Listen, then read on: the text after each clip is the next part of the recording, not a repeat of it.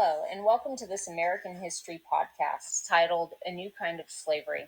So, slavery is a social system in which human beings take complete control of others, and it has existed throughout human history across the entire globe. People would become slaves because they were prisoners of war, or they could even bond themselves into slavery to pay off their debts. These slaves rarely stayed in bondage or slavery all of their lives, and they had certain legal rights. Their children almost never became slaves themselves. And this is not the type of slavery that developed in the Americas. So today we're going to learn more about the slavery that developed in the Americas, which is known as chattel slavery in this podcast. So let's get started. During European colonization of the Americas, a new kind of slavery developed. Under chattel slavery, people were classified as goods and had virtually no human rights.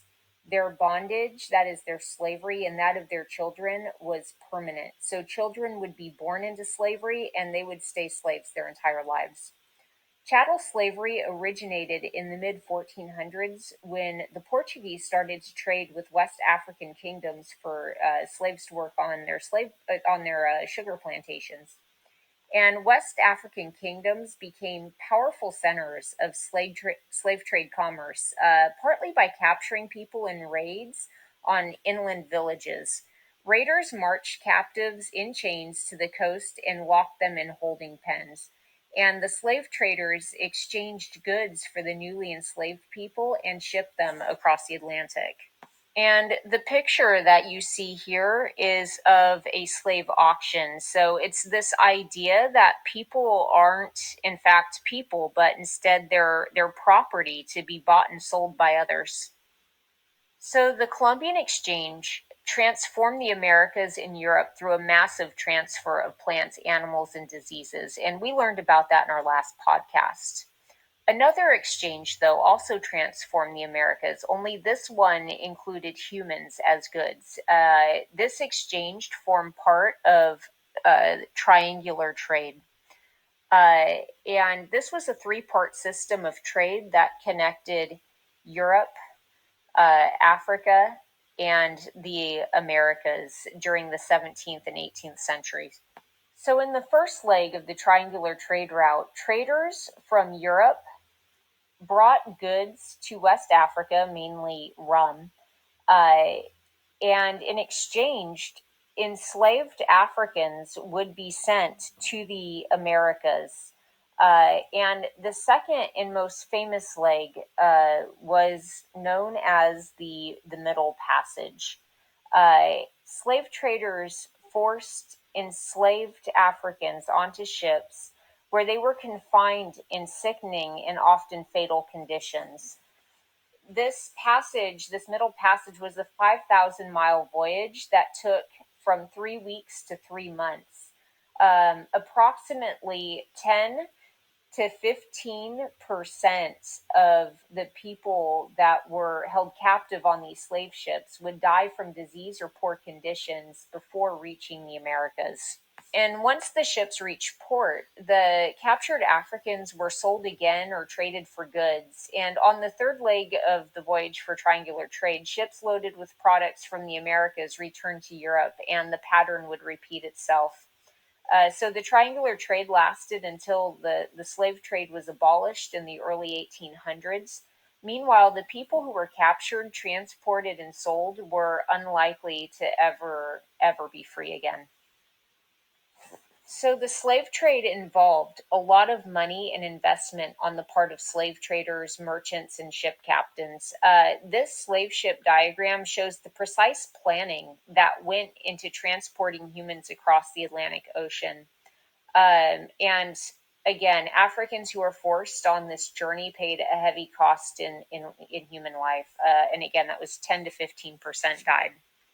So as you can see on this slave ship diagram, it was extremely crowded conditions, and these were the sleeping conditions that you see here. Extremely tight quarters. You were chained to other people that you didn't know and probably didn't even speak the same language as. And as you can see here, you were stacked sometimes 2 to 3 high. So you can see that there were hundreds of people that were kept in these conditions in one go. So exhaustion, heat, disease was a huge problem on these ships, and that was the main way that people died, was through the diseases that spread on these ships. So the encomienda and hacienda systems established in Spain's American colonies encouraged the growth of sugar plantations in the West Indies and set the stage for the growth of slavery in North America. These plantations supplied the European market with sugar, and they required a considerable workforce in order to grow and process enough sugarcane to make a profit. At first, the Spanish forced the Native Americans into slavery, and they would work in the sugarcane fields. But ultimately, this plan failed because many Native Americans died from European diseases, while others escaped their bondage. And this picture or painting here shows a Native American man being taken into slavery by Europeans. So the inability to force Native Americans into slavery led Spain to turn to Africa as a source of captive labor. And at first, the Spanish bought Africans who had been enslaved on the Portuguese plantations. Soon, however, they began buying enslaved Africans directly from West Africa. And by the end of the 1500s, 75,000 enslaved Africans were working on Spanish plantations in the Caribbean islands. And the North American slave trade greatly expanded from there. And what you see here is enslaved Africans working in an indoor sugar refinery. That was extremely hard labor. And again, Africans were being forced into these jobs for no pay. So Europeans began to buy and ship so many people to the Americas that West African slave hunters had to travel farther into the continent in order to capture and enslave more people to meet the demand. The forced march to the coast was even longer and more brutal, and many people died before they even boarded a ship. And because the slave raiders captured the youngest and most productive members of inland societies, the transatlantic slave trade devastated entire cultures and economies in Africa for generations. Altogether, the slave trade between Africa and the Americas lasted for about 400 years, and from the 16th to the 19th century. Traders shipped between 7 and 10 million people to the Western Hemisphere. The removal of so many Africans from their homeland to the Americans is known as the African diaspora. And diaspora is the dispersion of any people from their original homeland. So again, this is the African diaspora, the leaving of Africans from Africa to the Americas.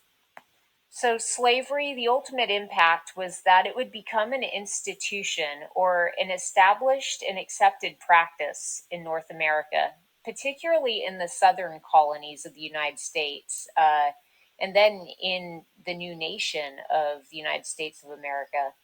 The international slave trade ended in 1807, and the United States abolished slavery completely in 1865. There is no doubt that slavery as an institution shaped the social, economic, and cultural development of the United States. And that is one that still casts a very large shadow today. So there you have it, a new kind of slavery. So in this podcast, we learned about how the type of slavery that became common in the Americas was different than previous forms of slavery. Mostly in that enslaved people in the Americas were viewed as property, and therefore they had no human rights, and that was under chattel slavery. We also learned about the impact this had on the African continent and African people themselves.